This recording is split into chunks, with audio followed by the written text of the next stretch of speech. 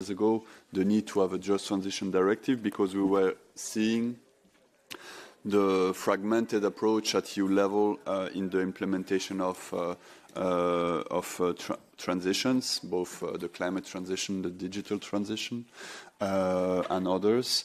Of course, the discussion on just transition came a lot also after the launch of the Green Deal and the fact that the feeling by trade unions also that the Green Deal was needed on one hand, but completely unbalanced on the social side, with some initiatives on the table with the Social Climate Fund, with the Just Transition Fund, but not at the scale needed to anticipate the change in the industries. And if you compare this point to the conversation we just had in the previous panel, with the situation we have in industries with a massive wave of restructuring in key industries that were important in Europe and that should still continue to be important in Europe, like the automotive industry, the steel industry, the chemical industry, but also are already struggling, and others are also starting to struggle, like the glass, aluminium, or all of these, where we need these industries to exist and we need them to decarbonize without delocating.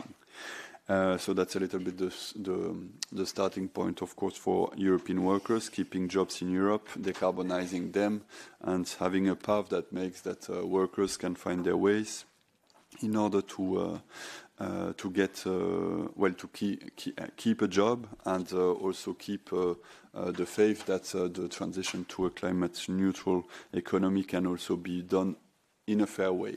Of course, this has multiple dimensions: European, national, regional, company, sector level, and this is why we wanted to have also, in the framework of this conference, in collaboration with FEPS and FES, a specific panel discussion on the need for a Just Transition Directive. It's also topical because the European Parliament is now discussing an own initiative report on a Just Transition Directive. You will know more about that really soon. So I want to introduce our three speakers. So on my left, I have Klara Dobrev. She's MEP of the SND Group, a member of the Regi, Empel, and AFCO committees. She's an economist, lawyer, and social democrat politician. Since 2019, she has been a member of the European Parliament in the SND Group. She is a committed federalist and works primarily for social justice, equal opportunities, and the restoration of the rule of law. She was vice president of the European Parliament between 2019 and January 2022, and she is Hungarian. Second on my left, Christophe Rouillon is mayor of Coulaines in France. He's a French politician and lawyer, mayor since 2001. At European level, he has been a member of the European Committee of the Region, building in which we are, since 2005, advocating for social democracy, regional solidarity, and EU cohesion. And last but not least, Ben Lennon, our ETUC, from the ETUC, also is our advisor on industrial, climate, and energy policies. Before being in the ETUC, was working for the UK NGO platform on planning a just transition for fossil fuel, agriculture, and construction workers in the UK. And now he's trying with me for the trade unions to lead the advocacy to get a just transition directive at EU level. So I would like to ask Ben first to speak, because in the last few months, work has been done to develop a possible proposal for a European Just Transition Directive, which is not a text of the ETUC, but has been done by in collaboration by a subcontractor, Séverine Picard, in collaboration with FES, but with a regular exchange with the trade union movement. And we wanted with this to show in this discussion with also policymakers, to show what could it look like, a just transition directive, because it was discussions we had since years, but with little concrete on what could it look like and what it would bring for European workers and citizens. Yes, Ben, over to you. Thanks, Ludo. So I will just kind of quickly run through what I will cover. So what is the Just Transition Directive? Why do we need it? Why voluntary approaches have failed? Why this matters politically? Our friends Business Europe's position on the matter, and evidence from Parliament studies that support it. We are a bit behind schedule, so I won't go into everything in as much detail as I would like, but I'll try and kind of cover the main points. So what you see on my left, at least, is the proposal for a European Just Transition Directive that Ludo just mentioned, which was developed with the Friedrich Ebert Stiftung, with a lot of input from Industrial, the European Trade Union Institute, and ourselves at the ETUC. And I'd like to thank Claudia and Stefan at the FES Just Climate team for their support on this. It comes from a long-standing demand from our workers that we know anecdotally and also kind of statistically that I'll go into. And basically, the text proposed by FES is basically clear. The green and digital transition will reshape not only industries, but jobs, communities and regions. But there's gaps in EU legislation, specifically on workers' rights, workplace impacts and social dialogue to address these. Very kind of gratefully, the draft that was published in June has been quite influential in the draft report that's now under discussion in Parliament, that Ms. Dobrev is the shadow rapporteur on, and she's worked very closely with her APA Agnes on this and us, and we're very kind of happy with where it is for now. It is just a draft, though, and it requires some work to improve and also some work to defend that I'll go into. So this is actually taken from the draft that's under discussion in the EMPO committee. There's kind of 5 pillars there that come from the FES proposal already discussed. So maybe if I kind of go through A to E, you have the anticipation and management of change. So companies must inform and consult workers early in social dialogue and collective bargaining. There's a right to training, which is really vital. Every worker gains a right to free training during working hours, which address the main barriers that we see of cost, time, and family responsibilities that I'll address in a bit. There's a call for national just transition strategies, which again is very, very important. Not enough member states have these. Then we have the enterprise level transition plans. So I think this is relevant for all businesses, but especially SMEs, that can be backed to do this with funding. And then finally, as discussed earlier today, there's a lot more need for monitoring and kind of structured oversight to track kind of labour market impacts and skills needs. And it kind of calls very, very clearly that this is not a vague recommendation, but it's a call for a kind of binding floor of rights. So workers everywhere can benefit from this, not just in kind of exceptional cases in some member states or some sectors. It matters for all of Europe. Given that we are here with the S&D, I'd like to remind the S&D that this is a priority for you. It's, always good to do this. I think you have committed to this. It was maybe most prominently in the demands just in advance of the elections. They call for a directive. Ms. Garcia, in her response to the State of the EU, and I think my slide there says she gave the State of the EU speech. She didn't. Again, calls for Just Transition Directive, and Stefan Löfven has also called for it as well, who is the past president. So I won't go into it in much more detail, but currently the kind of draft proposal from the EMPO committee is the only thing we have that will call on the Commission to legislate upon this. So we'd quite like to see a call for the Just Transition Directive also in the Quality Jobs Act, Quality Jobs Roadmap, and every reminder to Commissioner Manzatu on this matters and helps. But I think this is kind of, the Just Transition Directive has been in demand, quite internal within the unions and kind of some think tanks for a while. But people kind of ask, why do we actually need this? What's it going to do? So, there's kind of 3 main things. And the first is the skills shortage. Look, anyone who follows this kind of stuff knows that in every key industry there's a skill shortage. It was on the panel today. I could list like 50 examples. maybe the most prominent one there is a recent DG Empel study that found 145 additional energy workers are needed by 2030. So that's just in the energy sector to meet our climate goals and to reduce prices. That's very difficult. And there are many other examples. I think there's some things that are often kind of hidden and people don't realize about how profound and deep the skill shortage goes. There are fewer than 24 ships outside of China that are able to install offshore wind farms. They're all booked out for years. We don't have the skilled workers to be able to build them at the pace we need. So any talk of kind of rolling out the energy transition for competitiveness to lower energy prices is not going to happen unless we empower workers to upskill and reskill for key industries. I think something that's a bit underplayed is the kind of the disruption that's going to be coming from AI. I think it will happen in two ways, gradually and then suddenly.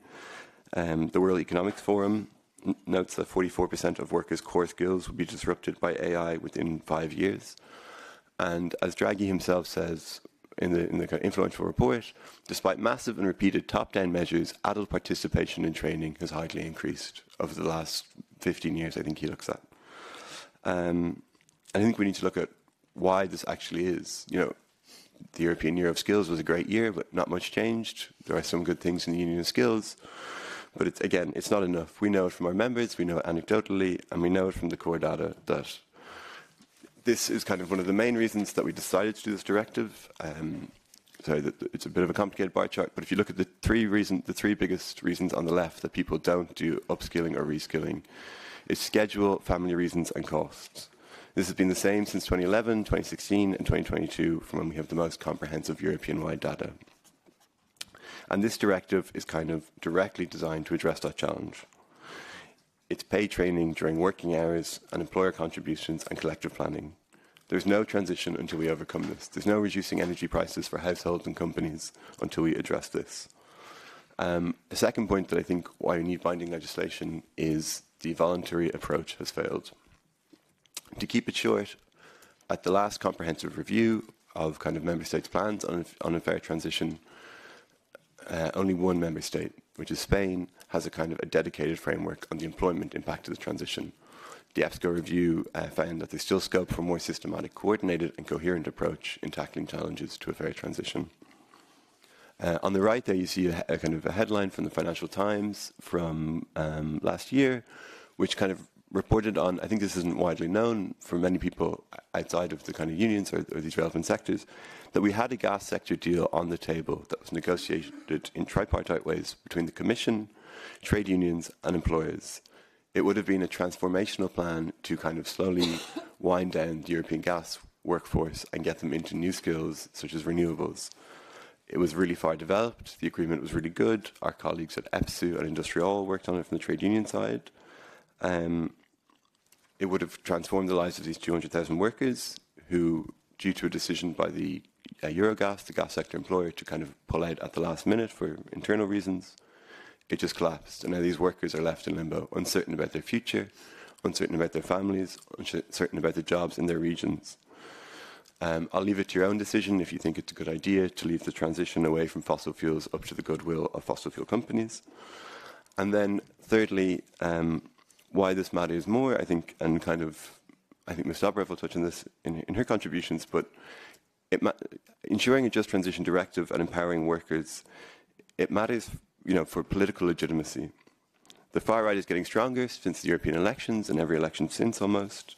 It's a fear of insecurity, a fear of status loss. If we do not empower workers to participate and also benefit from the transition, anger will be captured by those who only offer simplified answers and divisions. The other thing I do at my job is look at what Business Europe say. They are, the kind of the employers' representative at the social dialogue European level. They do talk about a just transition directive. I think it's very interesting to look at what they say. So there's kind of two main reports that relate to the content of the directive from April and May. Interestingly, a lot of things they say support the directive. I've just taken a few random quotes about, they talk about how we need upskilling and reskilling. So I would say that's contained within the directive, which is the right to training. They say we need career transition services. It should happen in the anticipation of change. That's transition planning that we call for. They say social partners should play an important role and that trust between these people is essential, and that's structured dialogue. And they kind of essentially call for more EU funding, which again, we call for always. So the difference really isn't the content. It's what they want is that they, a bit like with the gas sector deal, want to leave this transition to the goodwill and voluntary initiatives. They always say, leave it to the member state, leave it to the sectors, leave it to the companies, everything's fine, there's nothing to see here, don't push for more legislation. Whereas we say every worker in every country and every region deserves these protections as a minimum floor of rights. I think it's also interesting to look at what Business Europe leave out, what they don't say, what's in the emissions. Basically, they have no concept for strategic sectors like steel. The only thing that they're concerned about is short-term profit. And it's the classic kind of delay tactic we've seen. It's not outright climate denial, but it's delay. Short-term profits over long-term job security and indeed European industrial security. Without binding rules, Europe is weaker.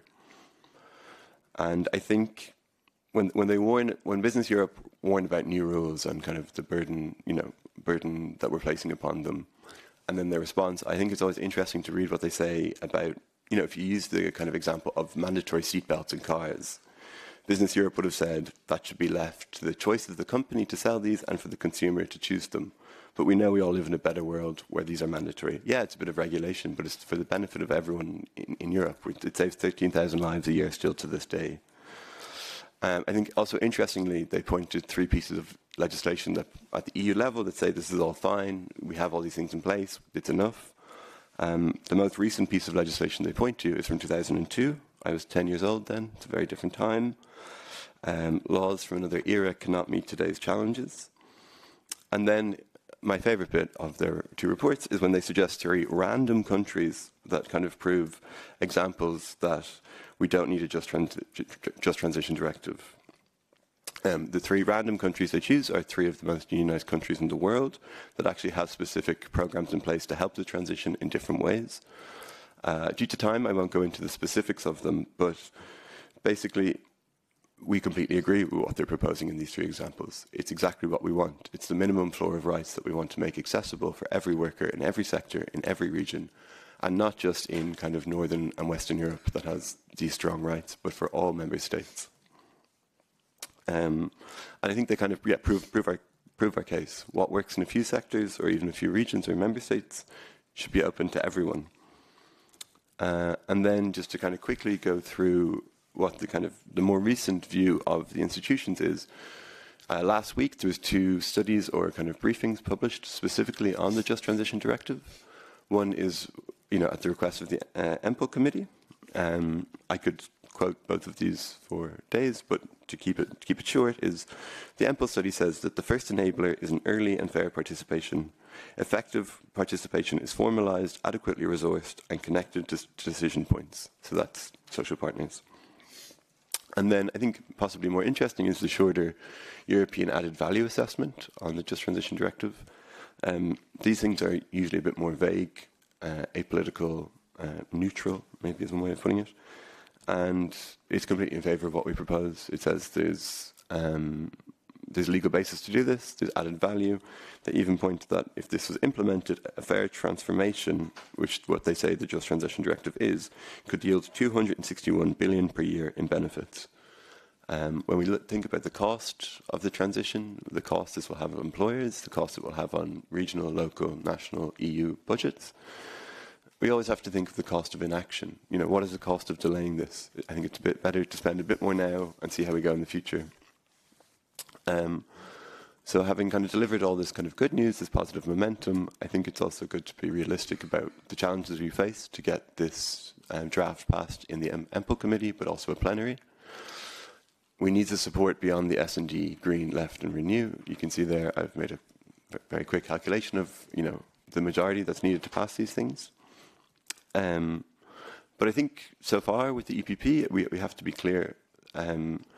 The shadow rapporteur is being somewhat supportive of this. There is kind of the opportunity to work with them. I think it's important to remind them that the greatest threat to competitiveness is actually the unmanaged disruption, sudden layoffs, collapsing regions, and skill shortages. Just the immediate effect of this already is the high energy prices, to name just one thing. And I think what we're proposing is not only good for workers, it's good for competitiveness. It helps firms avoid the loss of experienced workers. It supports lower energy costs and new investments in strategic sectors. And as I think we'll go into in a bit, it's really important to protect jobs in smaller towns and regions, which are the very places most at risk of decline and the places where Europe's cohesion and political stability are ultimately won or lost. But just to remind everyone, this will not be easy. So what you see there is the voting result from a motion in the Employment Committee from March this year that was led by the S&D MEP Estelle Coulaines on restructuring. It had a specific amendment on supporting the Just Transition Directive, and it lost. I think we need to be clear that so it lost a plenary on this specific amendment, and we need to be clear we do face a big challenge with this, and it will require working not just with the S&D but with everyone we can to find support. It was very welcoming on the earlier panel today to hear Axel from Eurofair, the Steel Employers Federation, saying he supports the Just Transition Directive. I think we need to work with more, forward-looking and realistic employers like that, and that work is ongoing between ourselves and with Industrial Europe. And just to maybe remind everyone of the process and wrap it up very quickly. The first deadline for tabling amendments is on Thursday this week. Thank you to the S&D colleagues for their work on this so far. And then we hope to have a vote and indeed an adoption in EMPL in December, and then finally a vote in plenary in January. So the timeline in which to work on this is tight, but we remain optimistic. We will call on the support of many different organisations at different stages to achieve this. And just remember, without passing this, we have nothing calling on the Commission to act. I think if we can work to make this a priority and a common cause to ensure that every worker in every country and every region has the right to anticipate, to train and to shape the future before it's too late, both for decency at work, for quality jobs and for European industrial strength. Thank you.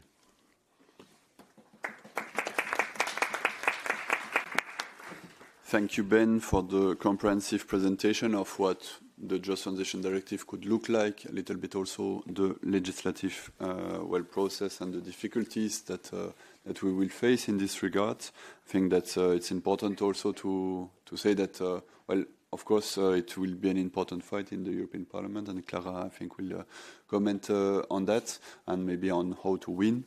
Unfortunately, we have to. The Commission is not yet advancing on it. So we're still trying to make sure that the Quality Jobs Act could include elements on just transition. Quality Jobs Act and roadmap are promised for the 1st of December, but there's no commitment for the moment that the just transition would be tackled there. While in the Clean Industrial Deal, I quote, the Commission said in February, the Quality Jobs Roadmap will provide support to workers in transition. In this context, the Commission will discuss with social partners a framework to support restructuring process at EU and Member States level. The framework will be focused on just transition, anticipation of change, quicker intervention when there is a threat of restructuring, and an improved information and consultation framework. So I don't understand why the Commission is waiting. And it's really good that the European Parliament will, we hope, again say to the Commission, why are you waiting? We want from you to act. So yes, we want here to have the inputs from Klara Dobrev, MEP from the SND, and maybe in particular to say why it's a priority for the SND, and not only why the Just Transition Directive also matters for Hungary and for Central and Eastern Europe, countries that are not always at the center of the discussion, and where we feel just transition is also a matter, especially for these countries. Thank you very much. And after Ben's presentation, if you don't mind, of course I'm prepared with over 50 amendments I've made to the Just Transition report in front of the Parliament, but I would like mainly to talk now about the political climate we are in, because that will define, and the answer to your question at the end will be why is the Commission delaying these issues. So first of all, just 2 days ago, the President of the United States and the UN Assembly said that there is no climate change. So why are we talking about it? And it was not a lunatic somewhere. It was the President of the United States who said that there is no climate change, and everything what we talk about is just simply an attack against the industry, against the big business. In the same time, when we are talking about just transition, there are several files in front of the Parliament. I myself, I am included in the simplification file, which is actually about cohesion policy, but now everything is about the same issue, whether it's about just transition, simplification, the new MFF, how we structure the Quality Jobs Act, and whatever we are talking about, it's about one thing. Everyone is thinking about the one thing, even if they don't talk about it, and it's competitiveness. Because that's in the middle of the right-wing politics now in Europe, not only in the European Parliament, but in the right-wing Commission as well. And if you ask them what is competitiveness, I had several discussions with employers, Business Europe you mentioned, with all kinds of people. And now they feel very free to say that Europe is lagging behind, Europe is not competitive because of two issues. That's what they say. First, it's the social model we have, and the second, it's about the climate defensive and the climate, the battle against the climate change. So that's in their priority. We are not making enough money because you there somewhere in Brussels, you put on us too many burdens in a social area and in the climate change, with the green transition and all these green issues. That's the attitude, that's the atmosphere we are dealing with. And what I see in the European Parliament is that several times right and far-right politicians on the basic economic and social issues, they are on the same platform. They vote together several times. And what I see now in the Commission with this right majority and far-right majority, because there are some far-right governments now in Europe as well, that this is their policy. So everything what we have achieved in the previous mandate, and we thought, we have this pro-European majority, we called it, but it was not simply a pro-European majority. It was a majority about a decent European life. It was a majority for the green transition. It was a majority for the Green Deal. It was a majority for social Europe. It was a majority for minimum wages. And I can go on and go on. What we had in the previous mandate in the European Parliament, this majority is gone. And it's not gone because of S&D. It's not gone because of Renew or the Greens. It's gone because the EPP.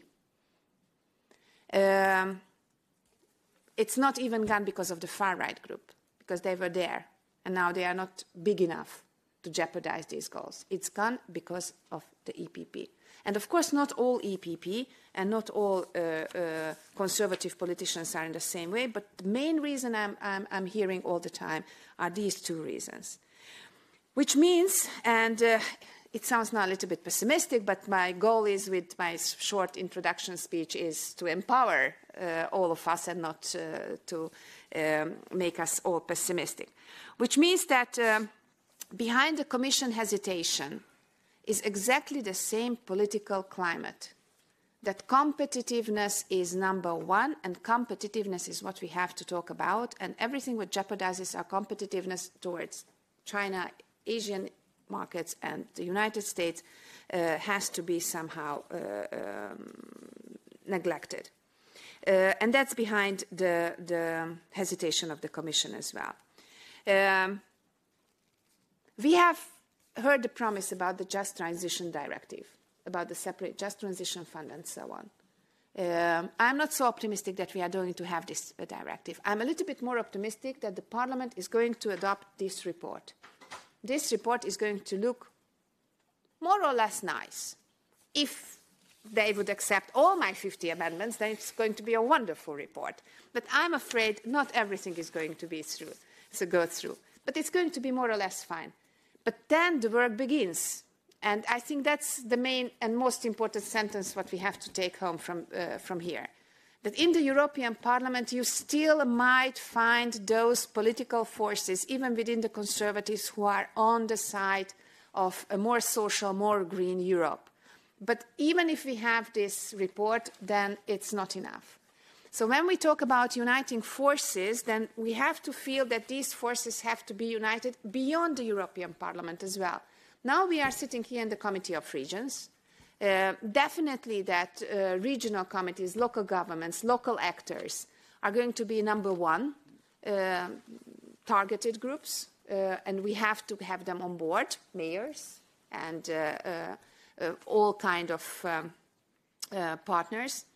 Social partners, of course, ETUC, not only ETUC, but trade unions all over Europe, green organizations, and we have to make the compromises, and they have to make the compromises with the trade unions and social. So at least we have to say the same thing, and we have to be on the same platform in order to be strong enough towards this very strong right-wing agenda we are facing, and then we can go on and go on. This is something what we cannot skip as a task. So the work will begin January next year and not end January next year. And you asked, being Hungarian, I'm a little bit more passionate about the whole issue, and I'm going to be even more angry with Ursula von der Leyen if she's not going to be strong enough to have this Just Transition Directive at the end of the day, despite the Parliament's position, because for Central and Eastern Europe, this is a matter of surviving. 40% of all EU regions who are the most exposed to the transition are Southern and Eastern European regions, 40%, almost half of them. The green industry or the green employment is the lowest in Europe. So we are the ones where upskilling, reskilling, and everything else is needed at most, because we are going to lose the people and even being in a very disadvantaged position. We have a huge workers' risk. We have much older worker skills with a lower skilled employees who are dominating the industry and the sector without really training possibilities or retraining possibilities. And I loved your example about Sweden, Denmark, and even Spain, because thank you. In Hungary, Hungary is the weakest country when we talk about social dialogue. The employees who are covered by any trade union agreement, social dialogue agreement is below 10%, below 10%. And it's not simply the autocratic illiberal regime of Orban. Of course, it's part of it. But the whole Eastern European region is very weak when we talk about employees' rights and employees' possibility. In just one sentence, especially for the ETUC, when Orban took over in 2010 and started to dismantle the democracy and rule of law in Hungary, what you have heard about is about jurisdiction, about the free media and free press. You have heard about the checks and balances and so on. But no, his first movement, very first one, was destroying the trade unions in Hungary.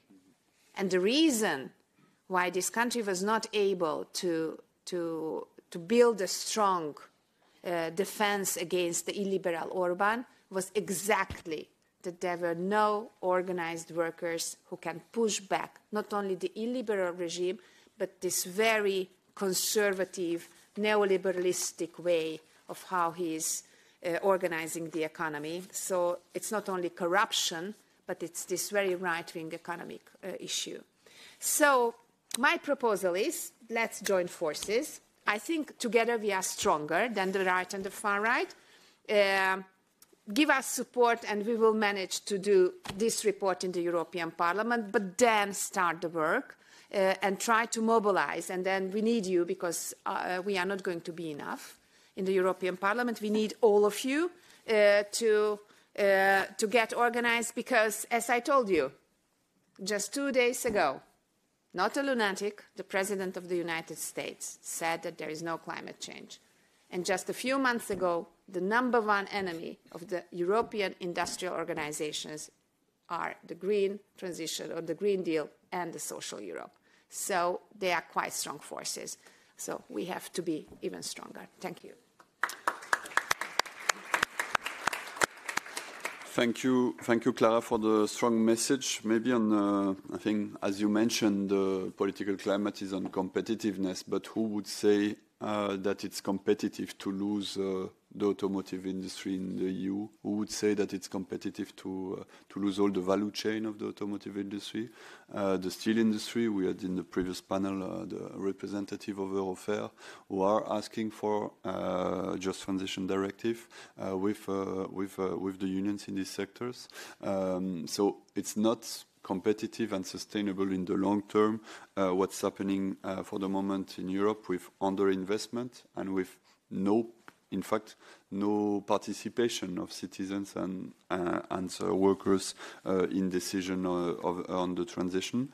And their social dialogue and discussion at company level is a tool that we want to use in order to build the democratic support for the climate transition. We think it's the only way not to leave this in the hands of the companies, because as you mentioned, also the interlink, in fact, with Orban, is that the interlink on the attacks on democracy is also to build a politics that is a free blank check for big business.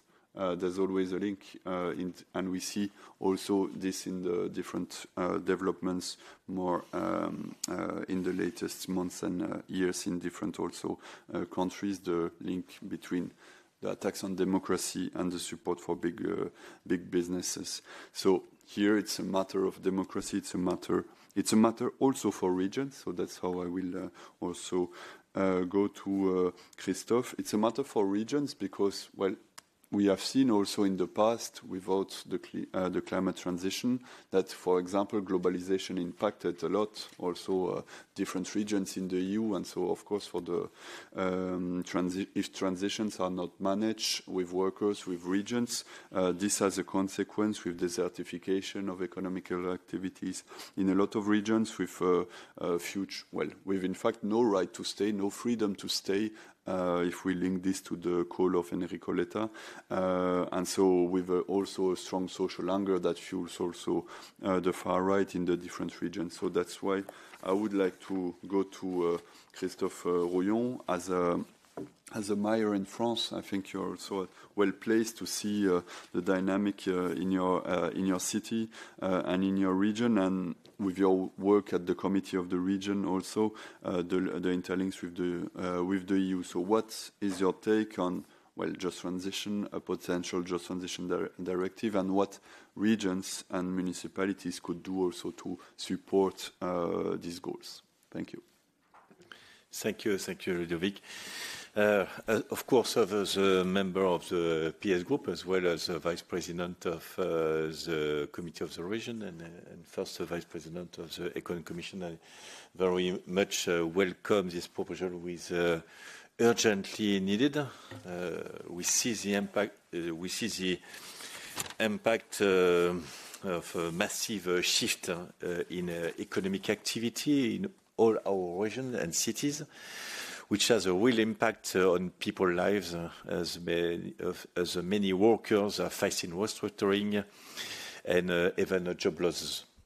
Clearly, as it is not just because of the need for the green transition, but also because every faster revolution of artificial intelligence.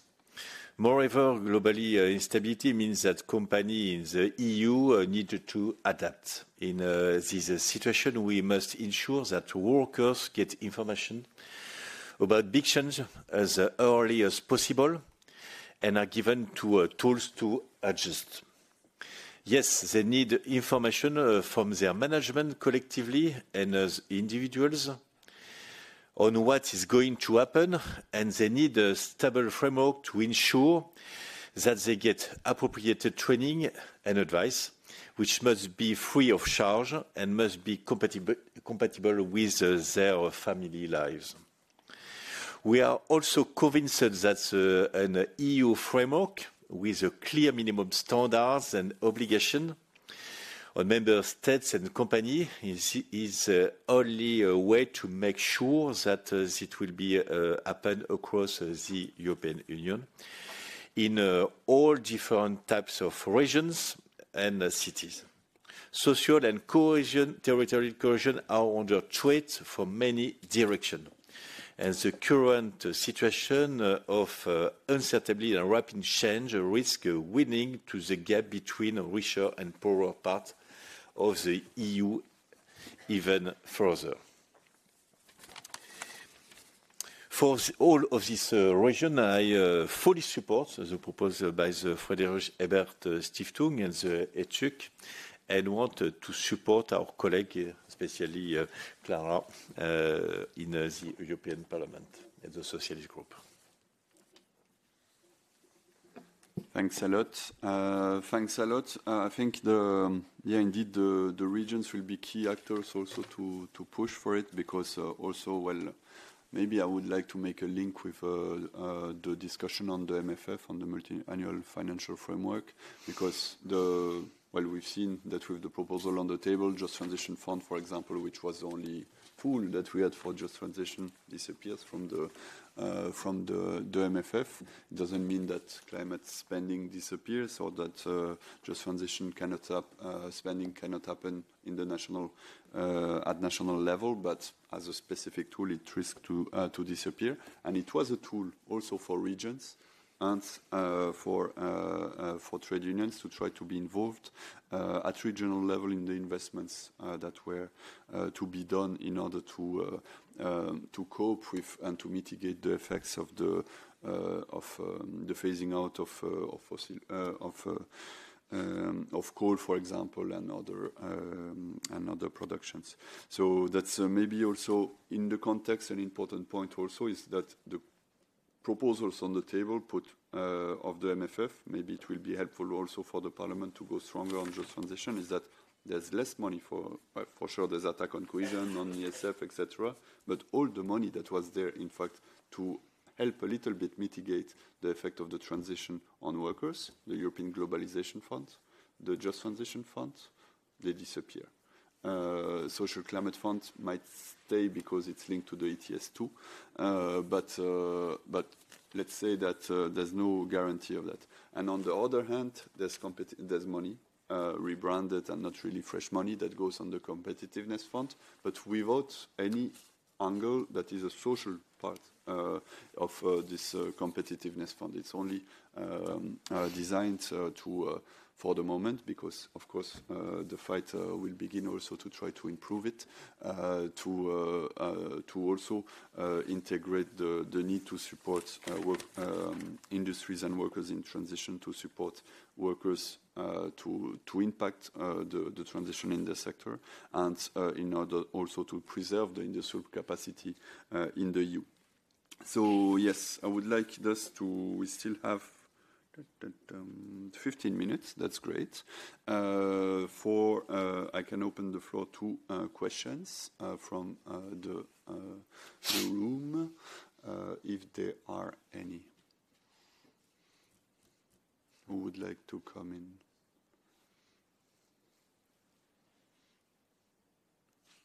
Everybody ready for the fight, very good.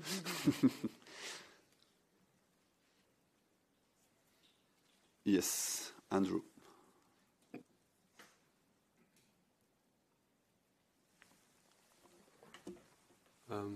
Yes, hello, Andrew Watt from the European Trade Union Institute. Yes, as no one else was wanted to take the floor, maybe I just underline one point that you actually made briefly, Ludo, in response to what was said by Klara. I think that needs to be said very, very clearly. If the right is arguing that we need to sacrifice environmental and also social goals in favour of competitiveness, then I think they're on weak ground, and I think we can take that argument on really, really head on, because I think we have very strong arguments there that decarbonising our industries and indeed also our service sectors are actually key for our competitiveness. I think that's there are some short-term issues indeed, and some trade-offs and some complications, but in the medium and longer run, if we can reduce our dependence on fossil fuels, almost all of which is imported, right, and subject to all the gyrations in prices that we've seen. If we can build up value chains in related areas of clean tech, those are the industries, those are the products that will be in demand in the future, and that is actually key to our competitiveness. That's the key to having workplaces where workers can have secure jobs and high wages. And I think we'll see that actually maybe even quite soon in reverse. I mean, Klara, you mentioned Trump. I mean, it's not only that he's inveighing against climate change at the UN. He's in the process of destroying a lot of things that were done under the Biden administration to actually, their version of a sort of, clean industrial deal, if you like. And in fact, I believe he's actually going to be opening up some scope, some space. I think the competition with China is very difficult, but at least in terms of the US, I think Trump's actually policies are going to prove very destructive for American industry, and also open up some space for European competitors.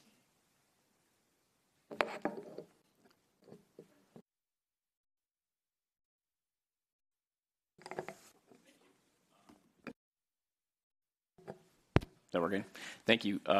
Mike Williams with the Center for American Progress, coming to you from the captured nation of the United States of America, the creeping fascism we're dealing with, because I think the gentleman from the previous session called him the Orange Judas. I subscribe to that as well.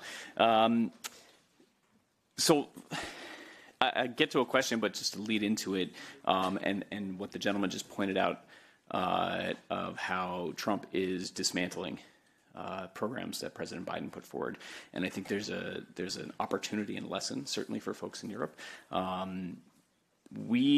Everything Trump has done has been under the guise of supporting working people and bringing back industry, and the results are completely clear that none of that has happened. It is just a pure tariff regime that is generally not backed by reason or actual necessity. It's all of the bad words we could use, the reasons behind it. And yet, in the previous administration, under the Biden administration, there were tariffs as a part of it. I know there were some complicated trade relations, but there was also a core industrial policy underneath it. And because of that, we actually did see growth in manufacturing sectors, especially in the auto sector, the EV sector. We started to see growth in solar manufacturing sector. Since Trump came into power, all of that is going kaput, completely falling apart, and we're losing all of it. So there's a true opportunity there. And this leads to the question I was interested in asking folks. In the previous session, Judith Curtin-Darling mentioned needing to deal with some sacred cows, especially when it comes to industrial policy, and certainly when it comes to dealing with working people in Europe. One of them I wanted to inquire about is specifically about how we should approach a reformation of trade policy, and specifically a reformation of the WTO, and how that impacts working people. The example I'm thinking of is specifically around the auto industry. If there is the potential influx of millions of Chinese EVs into the EU, there could be a significant loss, perhaps collapse, of the European auto industry.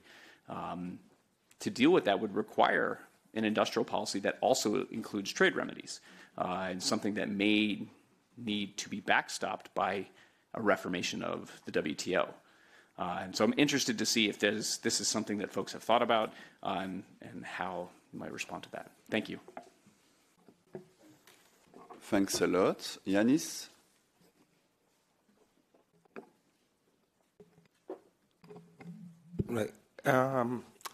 Right. From my environmental background, I would like to say that he is more than dangerous, the Orange Buddha, more than dangerous and arrogant and stupid, to be the least, from all the things that he said. I read an article on BBC Today that 6 years ago he was in the same place and everyone was laughing. And yesterday no one was laughing and everyone was silent. I have to agree with Klara for many things. And I don't know why everyone is obsessed with the word competitiveness. And I'm very, very annoyed with that word because I said this to the committee that I'm in at the ETUC. We have so many things that I believe that are more valuable than compete with the US or the China, and no one has forced us to compete for many, many reasons. And I think we should just change the word compete to coalition. The thing that Klara said is the only way to fight this is if we broaden our perspective of alignment with other organizations and try to find a solution. And third, which I think I have already mentioned this to Ben, I like the Just Transition Directive, but at one point when this was presented to me, they said just transitions. So basically they were talking about two transitions. I asked what are the two transitions, and they said green and digital. And it sounds nice, but from the perspective of worker representative, which I am, I believe that we dilute the concept of just transition that has occurred for like 1980s till today. And I know that the last 10 years we are trying to convince workers what just transition is, and we will reach to a point that now we will say to the workers, oh, now we added to the digital transition. So, and basically because they have a totally different pace. One is slow, one is faster. I don't know which one is it, but I think we dilute the concept. That's it, basically. Thank you. Thank you. From my side, the last point, and then I will come to the speakers. You can select the question you want also to answer. I think what's with the Just Transition Directive, it's also a lot for us about anticipation, so to avoid redundancies. And there I would like to, and to plan the transition. There I would like to, all the cases where I've seen redundancies happening and closures of sites, there's always all political parties saying this should not have happened. At the moment, it's happening. Like, it's closing, and they are all there saying in the newspaper why this should not have happened, etc., but that they are in solidarity with the workers, and that even the right wing, that they would have liked that this multinational stay in the country. It was not, I'm not saying it's linked to the climate transition here, it's restructuring in general. But when it's about asking them, then give the tools to workers to at least try to avoid this and say, okay, what are the plans of the company for the next years in order to say what will be the investments that you do in the productive capacity, in the tools of the company, in order that we keep a market in the long term, and in order that we decarbonize, that we align with the climate objectives. Give the tools to workers to avoid being in the situation of being in a case where we have to deal with the closure of a site. And when this happens, when this discussion happens, the right wing fails to be there. But I think this is what we will need to bring there. It's also the social hunger that is there, the feeling since decades of being left behind, and also the feeling that it's not since decade. It's since last year also. In France, more than 400 social plans in industries. In Germany, key also industries in restructuration.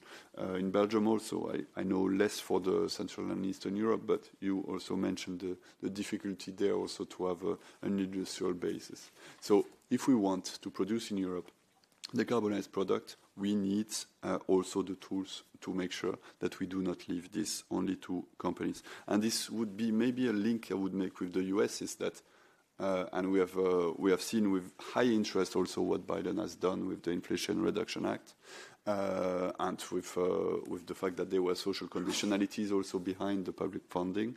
But maybe what we have to think about is also that maybe what was missing is also how to empower or that was not coming at least at the same speed, how to empower the workers in this, that it doesn't come only from above, that a Just Transition Directive, it's not only bring the money. The money is needed, for sure. In the MFF, we will need to fight for the money to come. But there is also something that is really takes longer. It's building the consent of people to any transition, and in particular the climate one. If we do not do that, we leave the social anger of the feeling of being left behind to the far right, and they are really good in using this and fueling this with their climate skepticism there. So what do you think about all these questions, and maybe concluding remarks in 1 or 2 minutes maximum? Mm-hmm. Well, I'll try to do it in 1 or 2 minutes. Social anger, that's, I think, one of the most important sentence, because we have to face the situation which is what we are living in right now, and if we finally face it, then we can understand finally that it's not business as usual. Those 75 years of peaceful growth after the Second World War, what Europe has enjoyed, it's over. And it's not over if you see the Excel sheets of GDP growth or whatever. I mean, wonderful figures can come. But the feeling of the people is over. So people do feel left behind in the last, let's say, 20 years or 25 years. And we as Social Democrats were not there on time.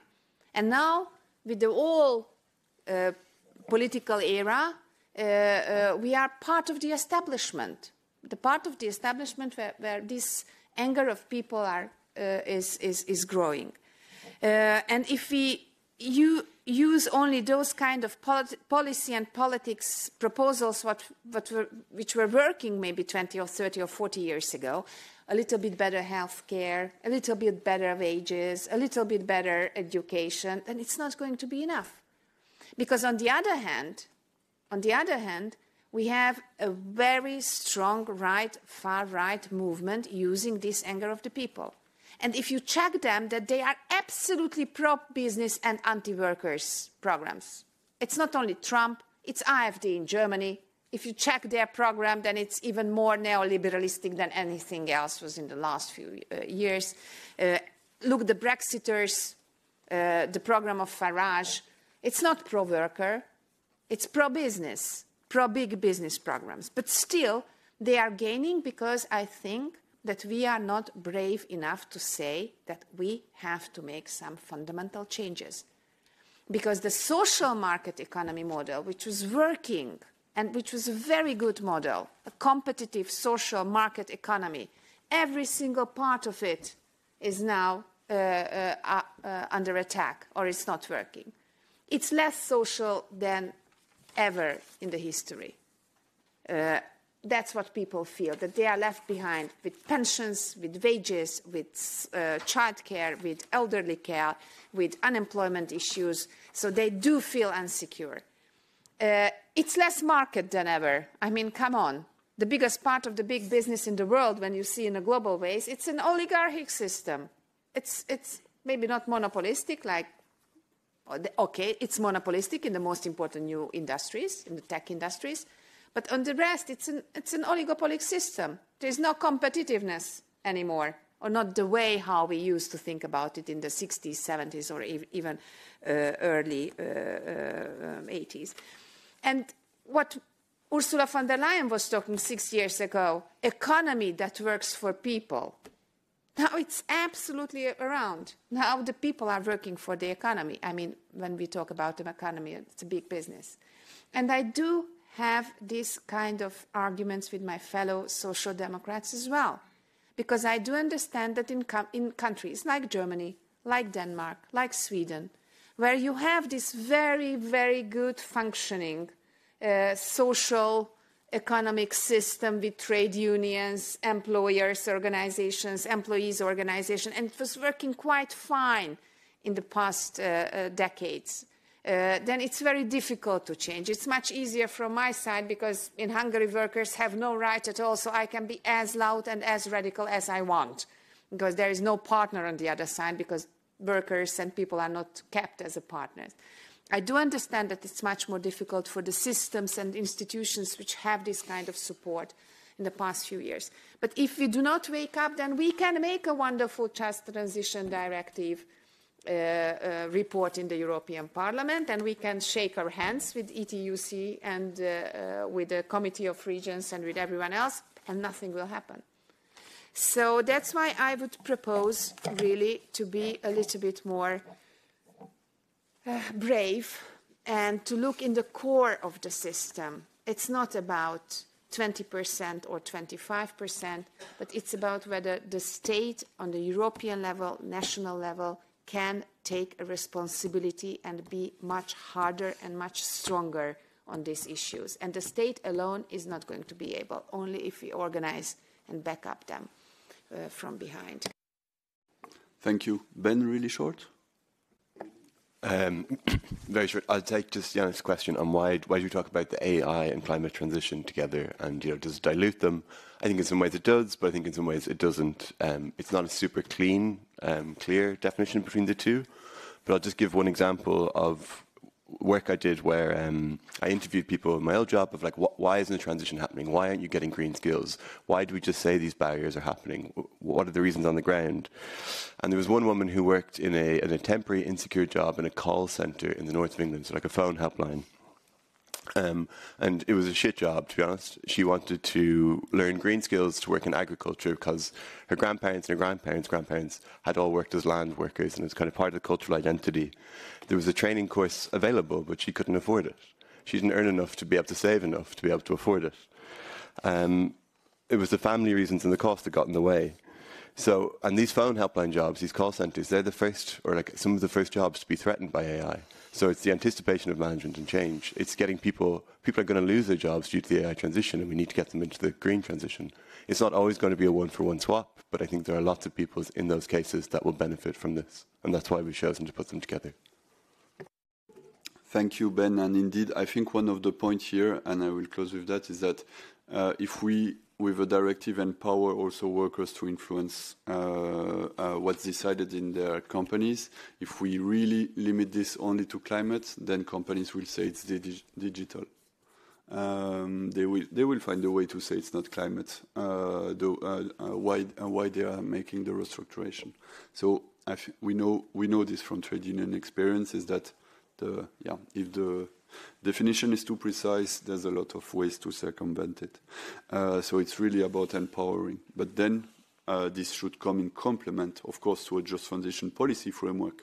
The policy framework should ensure the necessary investment in order that the companies also go to decarbonation. The policy framework should tell them also if they have to go to decarbonation or not, and if there are targets. That's the role of climate laws. It's the role of reporting. It's the role of different laws that the Just Transition Directive would be complementary to but cannot replace. So thank you for your participation to this workshop. The day is not finished. Now it's time for lunch. It's served here in the first floor, in the atrium. Follow.